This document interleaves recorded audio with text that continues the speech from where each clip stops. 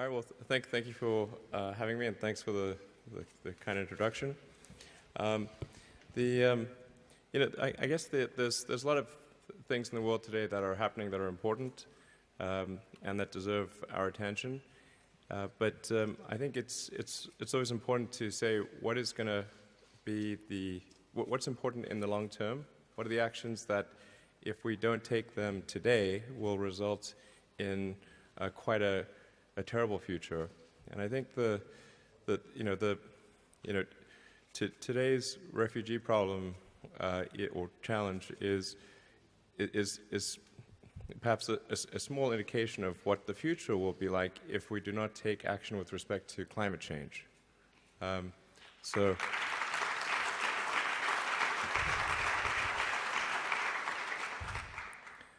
I mean, today the challenge is in terms of millions of people, but in the future, based on what the scientific consensus is, the problem will be in hundreds of millions and much more severe. So I think it's very important that we take action today to recognize that we are making a very significant change to the chemical constituency of the atmosphere and the oceans, and one that is almost impossible to reverse.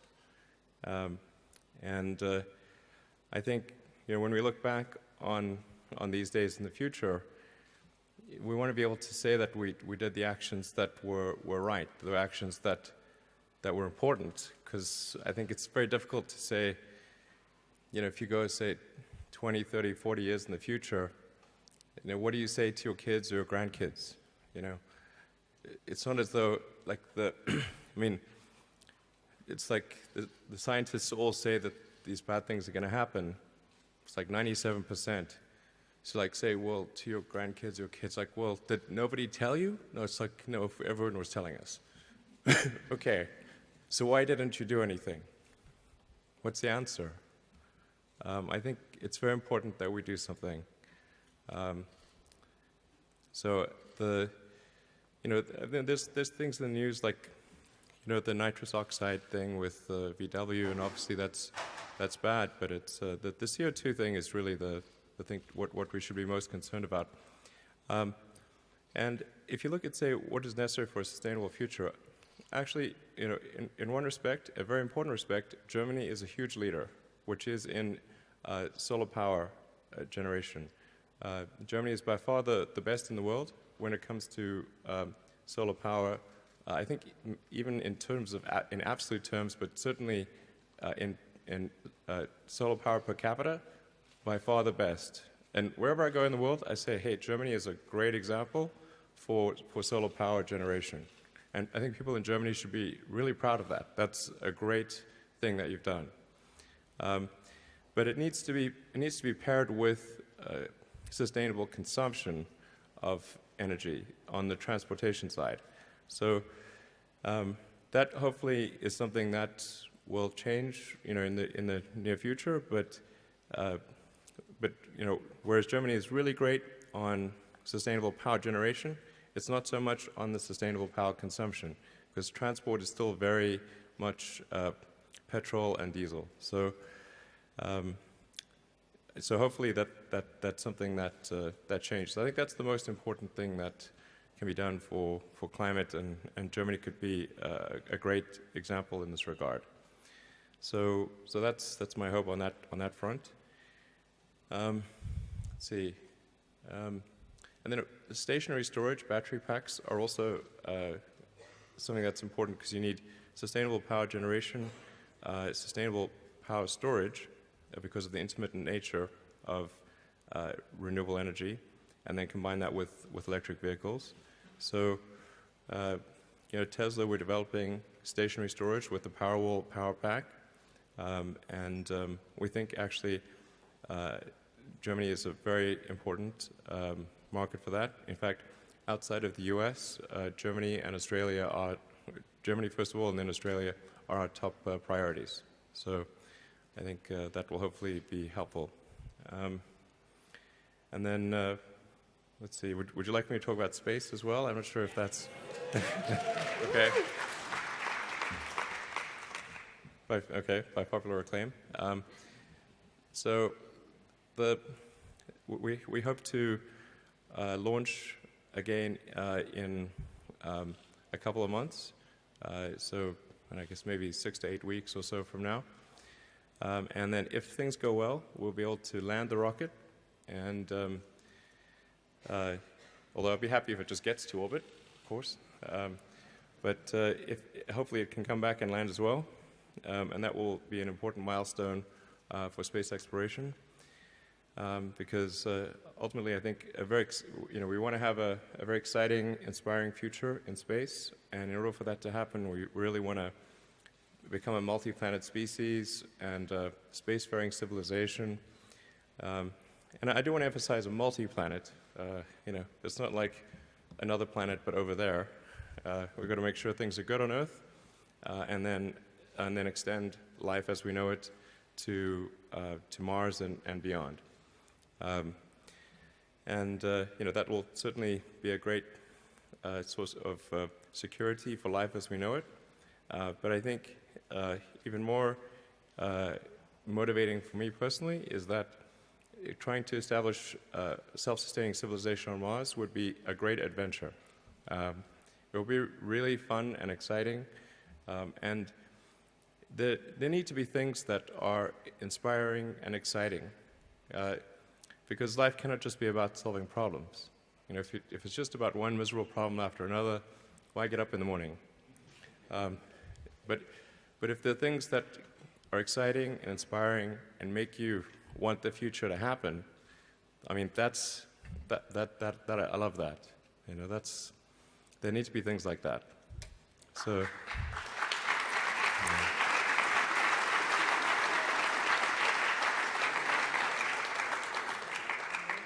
There need to be things that make you want to be alive. So I think Mars could be one of those things, and anyway, that's what we're trying to make progress on with SpaceX. Certainly, very tricky progress, but I think we're headed in an exciting direction there. Let's see. That's all I have to say in terms of opening remarks. I guess we go to the interview. Yeah. All right. Thank you.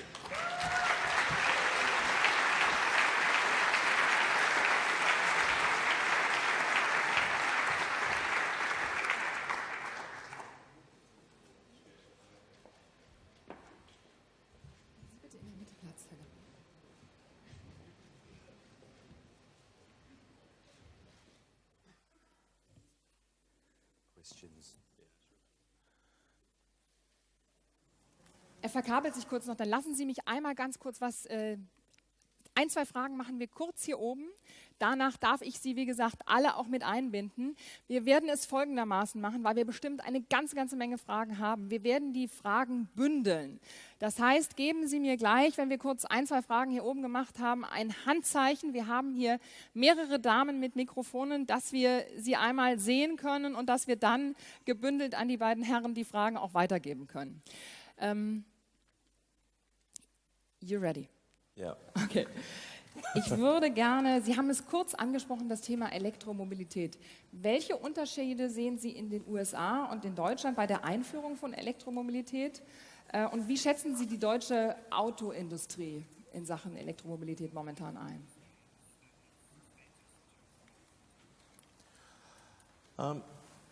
Well, I think there should be more action. Germany has some great car companies, like some of the greatest car companies in the world, and amazing engineering ability. But particularly with respect to electrical and mechanical engineering, I think also chemical engineering, Germany is probably the leader in the world. So there's an enormous amount of engineering talent that I think could be put towards electric cars, and really should be. And I think it's just a question of making the leap and making it a mainstream initiative instead of a side initiative. It needs to be a mainstream program, not sort of the A team. The A team needs to work on it. That's a really important thing, and I think the government can certainly help by saying that, emphasizing that this is important, it's something that should be done. So I think if the A-team at any of the big German car makers work on electric cars, it'll be a great outcome.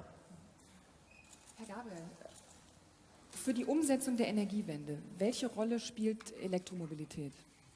Das ist natürlich eine Riesenchance, weil die Fahrzeuge, die batteriegetrieben sind, aber auch der Einsatz von Batterien in Haushalten, stationär, ist ja eine Möglichkeit, wenn sie ansteuerbar sind, Energie zu speichern, wenn zu viel da ist und sie abzugeben, wenn sie gebraucht wird. Das heißt, das wäre ein Riesenpuffer, den wir flexibel einsetzen können. Es reduziert die Notwendigkeit zum Netzausbau, es erfordert intelligente Netze, es ist sozusagen die Verbindung zwischen Energiewende und Digitalisierung.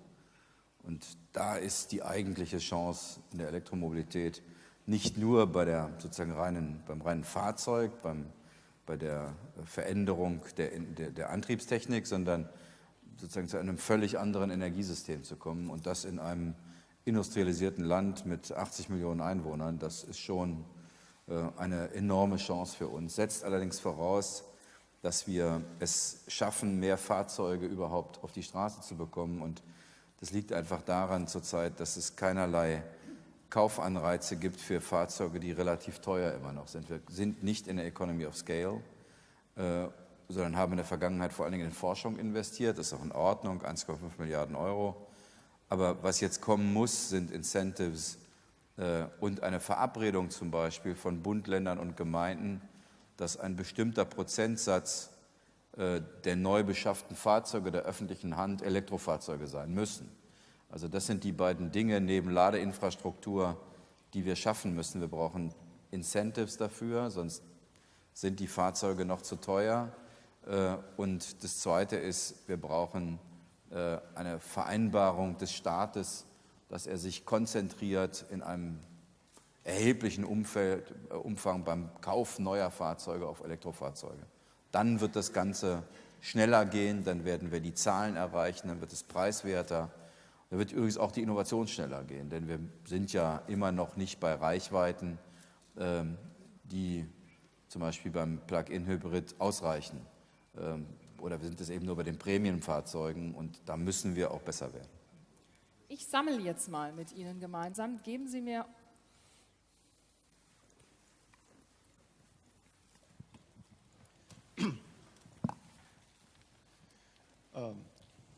professionelle Investoren behaupten, dass sie auf über 1000 Milliarden Dollar festsitzen, wo es keine Möglichkeit gibt, sinnvoll zu investieren.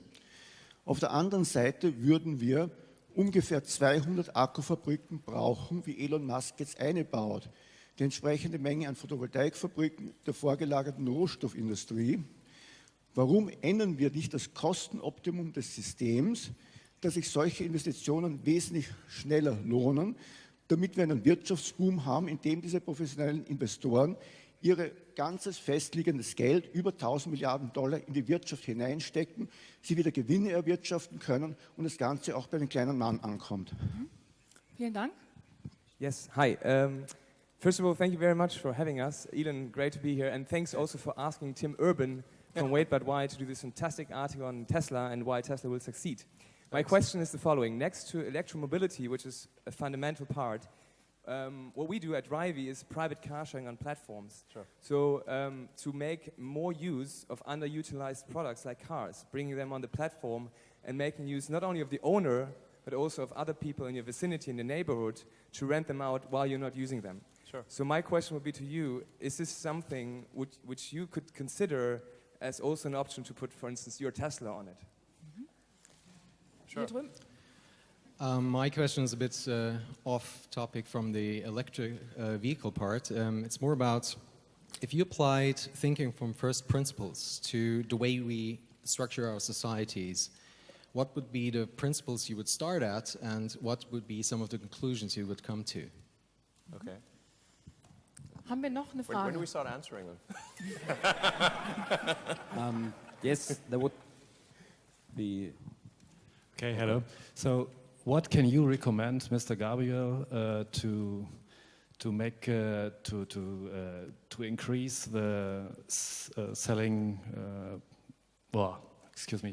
Sie können auch gerne, dafür haben wir auch wirklich einen Dolmetscher hier hinten sitzen, Sie können die Fragen gerne alle auf Deutsch stellen. Er hat ein wunderbares Ohr, um die Fragen auch dann zu hören. How can you push e-mobility in Germany? What do you recommend, Mr. Musk? So, und ich nehme noch eine Frage. Darf ich? Dann Gerne. alles klar.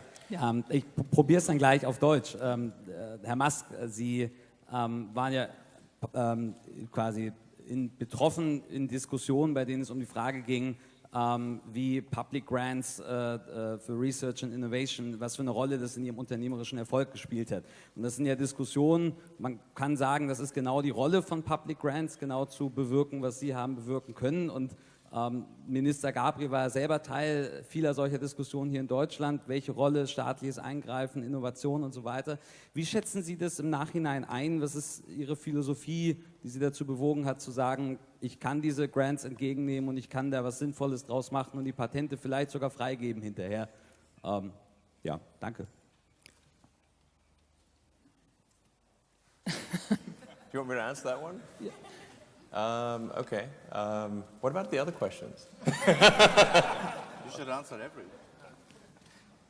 Okay, so should I answer them in sequence or backwards? Nein, wir sammeln die Fragen und wollen sie dann, wir sammeln die Fragen für alle und Okay. danach können Sie quasi gezielt sich auch verschiedene Topics raussuchen, um einfach auch Okay. zu gucken in der Fülle, dass wir einfach versuchen zu sagen, okay, jetzt haben wir verschiedene Fragen zu dem einen Thema gehabt und dann gucken wir, dass wir auch mehr uns bündeln können und konzentrierter als dieses Got it. Antwort-Frage, Okay. Antwort-Frage, weil sonst Okay, dafür ist unsere Zeit Fair leider enough. nicht so ausreichend. fair enough. Okay, got it. So I should just try to sort of broadly answer the set of questions. Okay. All right. Well, I guess maybe I'll start off with the first principles approach to societal. How would you do it differently? I think probably direct democracy is better than representative democracy. And so, if you're trying to represent the will of the people, it would be better to have direct votes, which were not possible in the old days because you had you had to mail things around and the information moved very slowly. But in an electronic society where information moves instantly, you can represent very directly the will of the people. And I think this diminishes the ability of special interests to influence things in a way that is contrary to the will of the people. So I think that's what I would say is probably good. Also, the laws have a infinite lifetime. So you have to, I think, or it's probably a good idea to have something in the voting system that accounts for the infinite lifetime of laws and the sort of inertial effect of laws. So perhaps it would be good for all rules to have an inherent sunset provision. So they would automatically expire unless they get revoted as being correct. And then maybe have a hysteresis where if in order for something to become a law, maybe it requires 60% vote, but at any point 40% or more can remove the law. This sounds sort of anarchist, I suppose, but I'm kind of pro-anarchist. I would say try it in the US and then we will follow. I think generally fewer rules are better than more rules. But that's my rough guess at if you had to recompile on democracy, how would you do it to better represent the true will of the people, which I think is the intent of democracy. So then for electric vehicles and CO2, I mean the fundamental issue we have here is a tragedy of the commons. If it's economics 101, when you have an unpriced externality, the market system will not function correctly. And so the market system is just a set of prices are just information. So when the price information is false, then the wrong behavior will occur, obviously, in a market economy. Now, very often when there is government intervention, the government intervention increases the error in the prices. So generally, as a general rule, government intervention is best to be avoided. But there are cases where government intervention decreases the error. And since we know that the price of CO2 should not be zero, any action to increase the price of CO2 will reduce the error in the market system. So it will result in better behavior. So that's the thing that's important to occur here. If CO2 is correctly priced, and this is of course the correct price is a debatable proposition, then then no subsidies are needed. No incentives are needed for electric vehicles. No incentives are needed for battery storage or clean energy production if CO2 is correctly priced. Since we set a price of zero, which is wrong, then we try to make up for it with all these incentives and subsidies. They're not as good as simply pricing CO2. That would be the right thing to do. But in the absence of pricing CO2, incentives and subsidies are the next best thing. That's the long and short of it. And we could say, like, what is the maximum parts per million of CO2 that we would consider acceptable? Every year the CO2 ppm ratchets up. It's like a ratchet. So it's kind of like being on the rack. It's like the stretching rack, that old torture device. Probably, you go on the rack at first, doesn't feel that bad. Crank it up a few notches, kind of stretches out your back, not too bad. But then you keep ratcheting further and further, and it becomes excruciating. So that's where we're headed. So you have to say, what's the maximum ppm that we would consider acceptable for Earth? Is it 500, 600, 800? That sets our bank account of carbon that's acceptable in the atmosphere. And then you have to say, well, what's this acid level in the ocean that's acceptable? And if we can just agree on what those numbers are, then we can price that boundary accordingly. I think we'll find it's a very high price. And currently we're selling it for zero. Could you answer the question? There were two questions. First of all, how could we create a framework where the international money will go into climate-friendly and hopefully social-friendly investments? That was the first question I remember. So there is a lot of money around the globe, but it will not flow into the real market or the real industry or the products which we need to save the climate. And the second question was what would be your advice to Germany to raise the numbers of electric cars and to be faster and better in the electric mobility? I'm not sure if we can do, but you should explain. Absolutely. Actually, the best thing to do is just to either put a penalty on carbon CO2 creation, or next best, not as good, is to provide an incentive for electric vehicles and for sustainable energy generation. The greater the incentive, the faster the good behavior will happen. Now, of course, the great irony here is that, of course, in the long term, we will have to go to sustainable energy generation and sustainable transport, because we will simply run out of hydrocarbons to burn. So we know with certainty that this is the end point. The question is just, do you want to get there?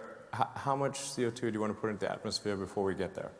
Like, we can take it all out and put it in the atmosphere. I think that would be quite bad. Or we could put a small incremental amount or a large incremental amount.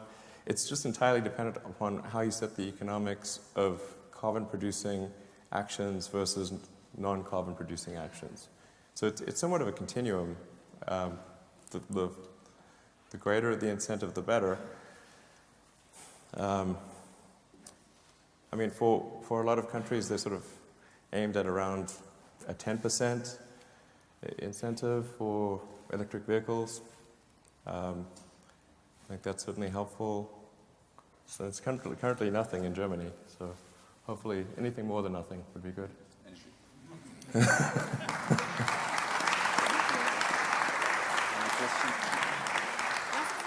Lassen Sie uns gerne noch. No, the question isn't answered. What can we do to bring money from the international finance markets to, Oh no, that was the answer. But that's what I would say. Therefore, I would be completely against. It's not the responsibility of the state or the normal people to give tax incentives to people who want to make money on the finance market. That's not our obligation. No, they have to take the risk of an investment. That's not the obligation of the state. And I think maybe he thinks about different ideas, but to give incentives for consumers to buy cars, electric cars, that's okay. Sure. But to think about what can we do for the rich people in the finance market, that they will invest the money in technical innovations which we want to have, that's a crazy idea, I think so. I would not agree. Yeah, but if you make the... They cost us some years ago Right. billions of euros. I mean, they should pay back, then it's okay, then I will give incentives. Yeah, I don't think anyone's sort of arguing in favor of making hedge fund managers even richer. It's basically just that if in order to get them to invest, that they have to see that there's going to be a return on sustainable energy, and then they will automatically do it. So there won't be any need to coerce them or anything. If they see that they can get a good return on clean energy stuff, then they will take that action. Yeah. Lassen Sie uns gerne noch mal erstmal hier im Saal ein paar Fragen noch sammeln. Wir haben die Mikrofone auch schon verteilt. Hier drüben auch noch. Wir fangen mal bei Ihnen an. Hi, hi Elon. It's an honor to be able to ask you this personally. And probably before I ask my question, I should say that I'm against regulation in innovation and research overall. Right. But reading your comments on artificial intelligence research, I get a feeling that you want the researchers to be very careful about what we do, but also perhaps be regulated in some form. So if I compare that to research at SpaceX, is the research at SpaceX regulated at all? And if so, is it enough or is it too much? And who sort of keeps check of that? Yeah, absolutely. Well, all transport is regulated. Oh, sorry, you don't want to do the Q. We want to collect the questions. All right, sure. Okay. Weil sonst wir haben so viele Fragen, dass es eigentlich sinnvoller ist, wir versuchen es mal im Pool auch, dass wir noch ein paar mehr gerne. Alle diejenigen, die jetzt schon ein Mikrofon haben, die würde ich gerne erstmal der Reihe nach dran nehmen und danach gucken, dass wir vielleicht noch ein paar weitere Fragen möglichst schnell auch wegen unserer eilenden Zeit noch hier beantwortet bekommen. Gerne. Guten Tag, mein Name ist Christian Gernemann. Einen Tesla habe ich schon. Und ich habe festgestellt, dass es Leute gibt, die sich einen Tesla leisten können, aber einen Tesla nicht kennen. Dazu gehört auch der Präsident von Schalke, Herr Tönnies. Brauchen Sie mehr Kunden? Und wer wäre der Ansprechpartner, wenn ich Ihnen helfen würde, mehr Kunden zu besorgen? Okay. Da drüben haben wir noch ein Mikrofon. Hi, Elon. I'm Minde and from the Infinity Project, and I wanted to ask this. While migration to other planets is exciting and it would prevent us from a planetary catastrophe, it may not prevent us from a strong artificial intelligence. That's true. And if I believe that I have a solution to this problem, what recommendations would you give, and how would you be interested in helping out with this problem? Definitely interested. Wo ist noch? Thanks.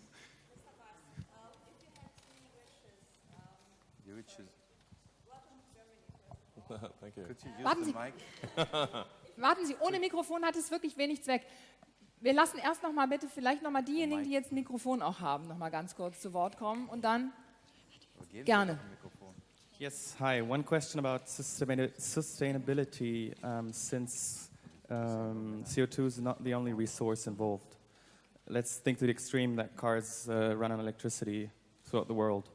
How much do you do or think about the consequences regarding other resources? Because, I mean, might have even bigger consequences regarding chemicals, acids in the oceans and stuff like that. Do you think it's even possible?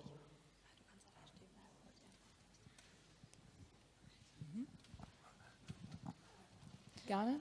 Okay, so one more question. There are many ways to reduce and save CO2, and cars and transportation is just one of them. So why precisely did you decide for cars and not for something like the heating industry, for example, where there's also a lot of CO2 emissions? Thanks. Okay, ich nehme noch 2, 3 Fragen. Der muss sich das auch alles merken können.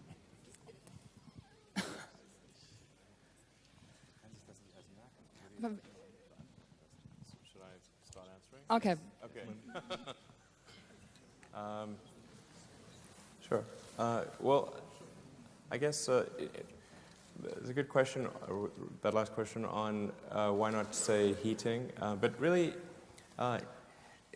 there's the general problem is producing energy or producing electricity, which is sort of like the most general purpose form of energy, in a way that does not fundamentally change the chemical constituency of the atmosphere or oceans. So sort of a sustainable energy production. As soon as you have sustainable energy production, and if that's combined with stationary storage and electric transport, that can cover all forms of all energy needs. Because I mean, roughly in a sort of very top-level view, about a third of all energy is electricity, about a third is used for heating, and about a third is used for transport. But there's enough energy coming to us from the sun to actually support all 3 areas. There's really an amazing amount of energy that comes from the sun. It's 1 gigawatt per square kilometer, which is mind-blowingly huge. And actually, if you think about it, the Earth is almost entirely solar-powered already, in the sense that we would be a frozen ice ball at a few degrees above absolute zero, if not for the sun. The sun powers our entire system of precipitation and almost the entire ecosystem. And then there's the energy needed to power civilization, which to us seems big, but actually to the sun, it's very tiny. So, as I said, a gigawatt per square kilometer is a supergiant amount of energy. And at 20% efficient solar panels, that's 200 megawatts per square kilometer. I mean, what's interesting is if you look at the sort of clearance area of most nuclear power stations, you can generate more energy from solar panels than you can from that nuclear power station, which is quite amazing. So, all you need is 5 square kilometers to get to a gigawatt of power, which is a tiny area. Usually the clear area is much greater than that. So no problem to generate all the energy we need for electricity, for heating, for transport from solar, with some contribution from wind and geothermal and tidal. No problem at all. We just have to do it. And then we need to stop effectively subsidizing burning fossil fuels by placing,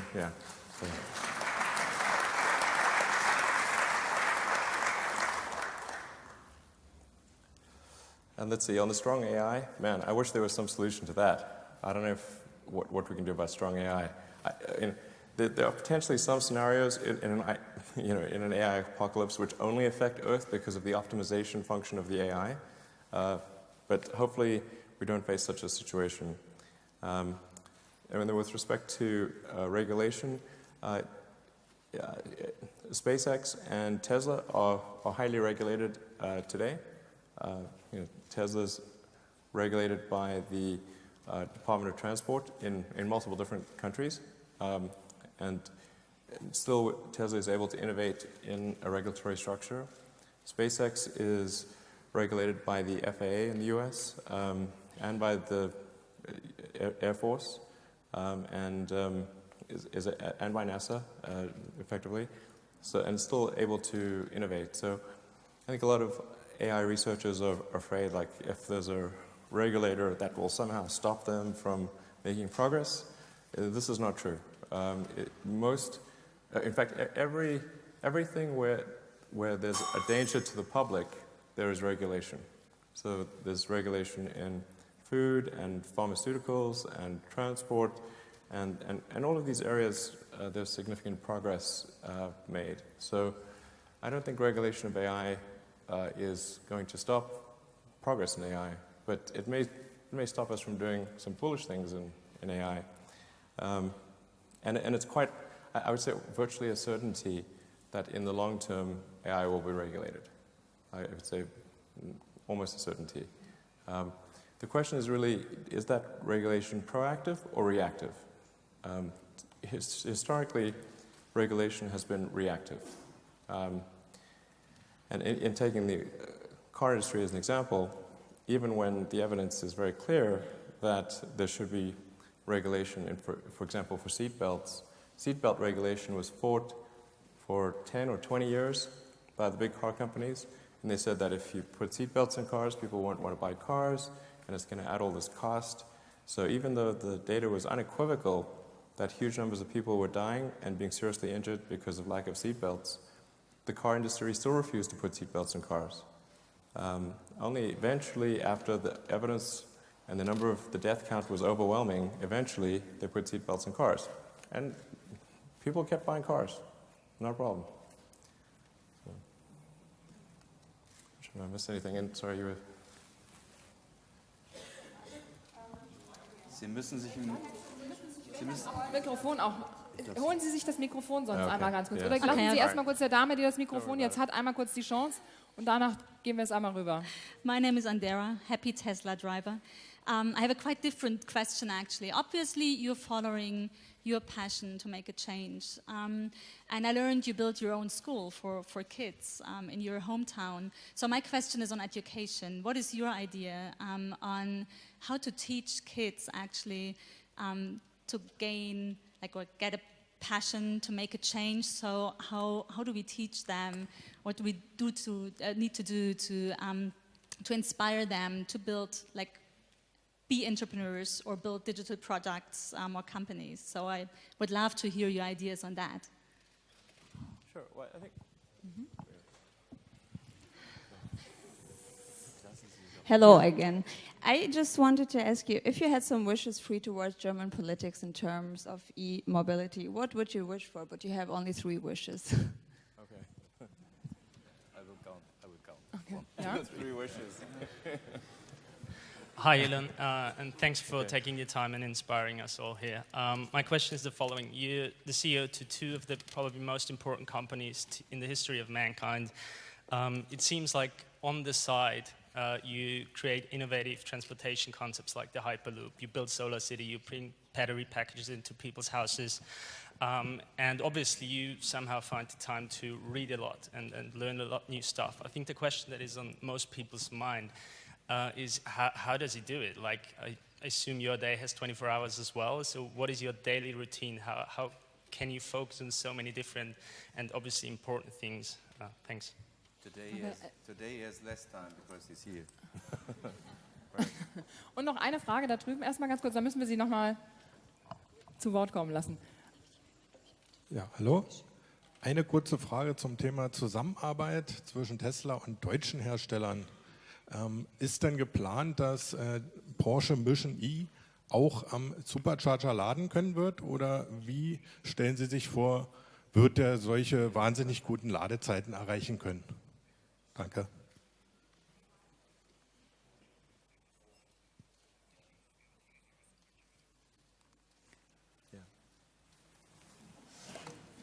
All right, should I start answering? Yeah. Okay. You could start with education or with the... Sure. Yeah, we're totally cool with other companies using our supercharger infrastructure. There's no intent to create a walled garden or to create some sort of, protectionist thing. It's basically, the only requirements for using our supercharged network are that the car needs to be able to take the high power level, because if it's really low power level, it's going to hog the spot and sit there for too long. So it's got to be able to be charged fast, and then there just needs to be proportionate payment for, so however much the other manufacturers' cars are using the network, they should just pay that proportion, which I think is pretty fair. And they actually, a CEO of one European car company, not a German car company, has approached us recently about doing exactly that, and we're super supportive of anyone that wants to do that. And if other car companies want to also create networks and we can have a shared network, that'd be cool. And we're for anything that's going to promote the future of electric vehicles. So anything we can do to be genuinely supportive, we want to do that. In terms of the wishes, I think anything we can do to address the fact that that CO2 is being done for free. There's always like budgets to deal with and whatnot, but anything to kind of even the playing field for CO2 production versus non-CO2 producing cars. So I don't know. Sometimes like a 10% subsidy. I mean, the best thing, like I said, the best thing would be to price CO2. That is by far the best thing. And then no subsidies or anything are needed for electric vehicles. But then people will find that the CO2 producing things are a lot more expensive than they realized. And so I don't know which one is worse. I mean, perfectly, I would say, if my number one wish would be price CO2 correctly, and then the good things will happen. Yeah.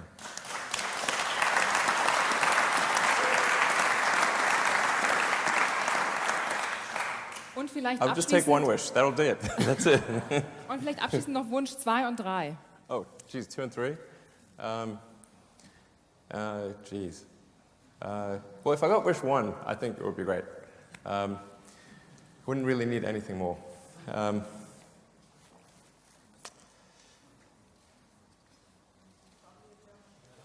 Sorry? I can't hear you. Oh, sure, absolutely.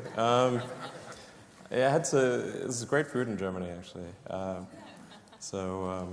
had this great kebab last night, actually. Yeah. In this ministry, we are happy if a guest has only one wish. I mean, we're very happy. That's it. I mean, I think, yeah, that's it. I don't really have anything more. Ich weiß, dass hier im Saal noch ganz viele Wünsche haben, nämlich auch noch Ihre Frage zu stellen. Leider, und das werden Sie bestimmt auch alle verstehen, muss der Minister aufgrund der aktuellen politischen Lage... Ich würde trotzdem gerne Sie möchten gerne 2 Antworten geben. Wir haben zur Ehrlichkeit gehört, wir haben einen Konflikt mit Tesla bei der Ladeinfrastruktur. Es gibt in Europa eine Verabredung darüber, dass wir eine einheitliche Ladeinfrastruktur beginnend beim Stecker in Europa haben wollen, damit es keine Unterschiede in der E-Mobility innerhalb Europas gibt. Tesla hat aber bereits ein eigenes System. Und for the time being versuchen wir Lösungen zu finden, dass... Bitte?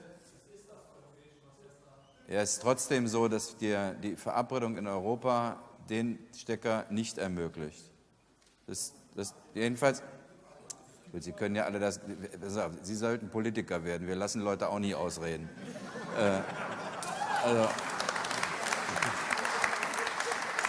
Ist doch gut. Meister, ich würde trotzdem gerne ausreden. Das ist hier so üblich. Das ist eine ganz schreckliche Regel, aber so machen wir das hier. Also, das heißt, da gibt es einen ungelösten Konflikt, den wir derzeit dadurch lösen, dass beide angeboten werden können. Und das Thema mit der kompletten Bepreisung von CO2 in der Autoindustrie wird in Europa Schritt für Schritt gehen. Warum? Weil natürlich Europa mit seinen klassischen Automobilunternehmen auf traditionelle Antriebswege konzentriert ist und wenn wir nicht zu gigantischen Problemen kommen wollen im Bereich von Strukturabbrüchen bei Beschäftigung, werden wir das Schritt für Schritt machen müssen. Wir müssen schneller werden. In dieser Zeit, damit wir überhaupt besser werden, werden wir die zweitbeste Lösung nutzen und die erste auch. Wir werden CO2 Schritt für Schritt in Europa entweder reduzieren oder, wenn man es nicht reduziert, teuer machen. Nur zur Wahrheit gehört eben auch, dass das eine Entwicklung in Europa ist, die sozusagen evolutionär sich vollzieht und nicht disruptiv, weil ich jedenfalls nicht verantworten könnte, und meine Kollegen in Frankreich, Italien und den anderen fahrzeugherstellenden Nationen, dass wir so tun, als hätte das keine Beschäftigungsauswirkungen. Und deswegen glaube ich, ist der Weg, den Europa jetzt geht, beides zu tun, Incentives zu ermöglichen und CO2 teurer zu machen, ist das ein vernünftiger Weg. Man soll nicht so tun, als gäbe es die Probleme nicht, nur weil wir uns hier so schön gegenseitig beklatschen. Herr Gabriel, ich weiß leider, und das finde ich auch immer wieder wunderbar an Ihnen, dass Sie wirklich ja auch gerne noch diskutieren, aber von der Seite kriege ich auch das Zeichen, Sie müssen... Ich muss das erklären. Ich finde nichts, ich spreche nichts dagegen, wenn Elon Musk nicht sauer ist, dass ich gehe. Wir haben heute, wie Sie alle wissen, sie freut sich schon, dass ich nicht mehr dazwischen rede und nur mit Herrn Musk reden kann. Finde ich wirklich sympathisch, dass Sie es gleich zeigen. Also, wir haben heute ein Riesenthema, das wissen Sie in Deutschland, die Frage, welche Entscheidungen wir treffen, um mit 1 Million Flüchtlingen in diesem Jahr klarzukommen. Und darüber wird jetzt gleich bei uns beraten. Deswegen würde ich Sie gerne mit Herrn Musk noch ein bisschen alleine lassen, denn das...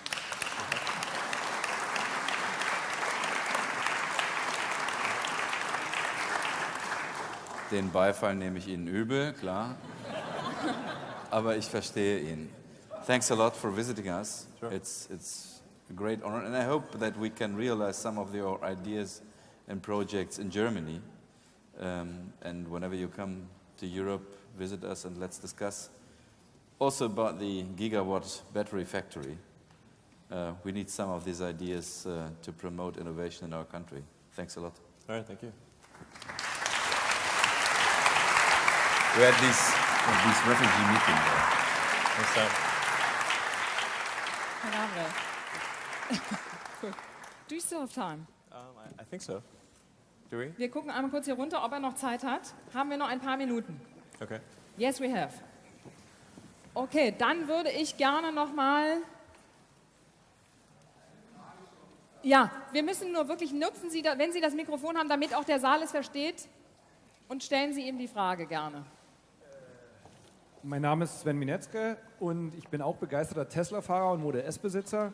Und ich habe die Frage, weil das Tesla Model S ja im Moment wirklich für viele unerschwinglich ist, wie weit ist die Entwicklung vom Model 3 vorangeschritten? Wann werden wir es voraussichtlich auf dem Markt sehen? Weil in Deutschland die Hersteller ja, die beschäftigen sich ja noch nicht mit bezahlbaren mit rein elektrisch fahrenden Fahrzeugen.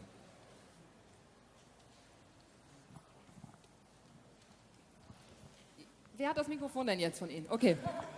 Ich muss immer noch mal gucken. Can I just answer the questions? My preference. Yeah, thank you.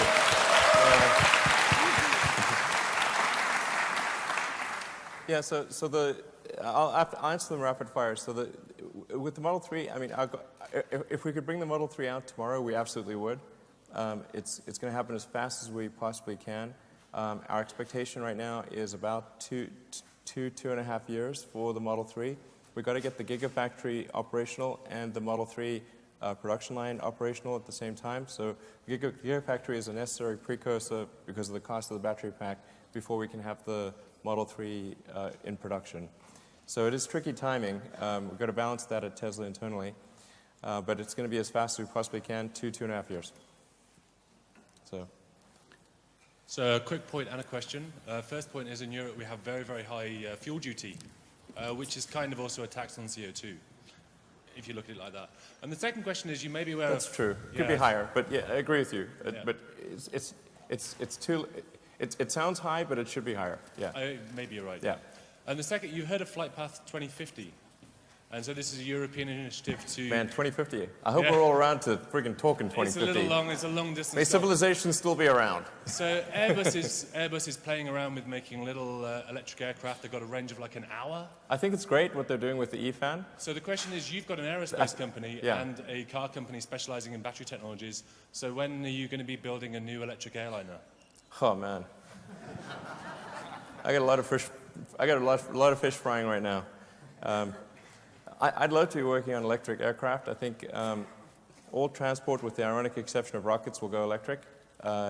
So I think what Airbus is doing with electric aircraft is really smart, and I think they will be very happy with any investment that they make in electrification of aircraft. They will be very happy they did that down the road. It's absolutely the right move.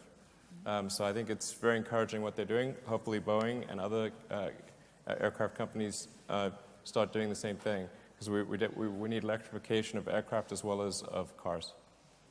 Elon? I mean, if I wasn't super strung out, I would for sure be doing electric aircraft. Yeah. Eine Frage dort. Elon, just one short question. Readdressing the car sharing mobility from before. Obviously, there are huge inroads now from Uber, Google, etc., who do very smart technology, and they have their mass departments to understand where you guys going to go from A to B and then pick up other people while you go on it. You obviously do a very beautiful model with the S model, and then down the road you go probably for the commoditization of cars. Would you consider car sharing, like what we do with Strivey as a startup, a worthwhile endeavor, or would you put Teslas on it? I mean, from a Tesla standpoint, we've just got to build cars and try to not lose money. Like, that's our goal. It was like aspiration. So you could offset the costs. Like, the Tesla model is quite expensive. I mean, go ahead and buy them, no problem. But just remember, like, we've got a big factory and we've got to pay the bills. Sure, so it's actually private cars, so everybody here could actually do it. Also, ich würde leider Gottes, aber das machen wir jetzt hier an dieser Stelle, wir beenden jetzt unsere Veranstaltung Wirtschaft für morgen, weil leider nämlich der Wirtschaftsminister gar nicht mehr dabei sein kann, weil er schon weggegangen ist. Ich würde gerne nochmal, dass Sie unserem internationalen Gast, dem Sie bestimmt auch jetzt gleich noch die eine oder andere Frage stellen können, auch gerne dann auch nochmal Fragen stellen. Aber ich würde sagen, thank you for being with us. Thank you for your great comments. And ich möchte gerne sagen, wenn Sie auch nochmal die anderen Interviewpartner sich anschauen wollen oder dieses Interview auch nochmal in aller Ruhe sich angucken möchten, haben Sie die Gelegenheit in der Mediathek vom Bundeswirtschaftsministerium. Ihnen erstmal vielen Dank. Wir beenden es jetzt hiermit offiziell und danach ist Elon Musk bestimmt noch für die eine oder andere zur Verfügung. Vielen, vielen Dank. Danke.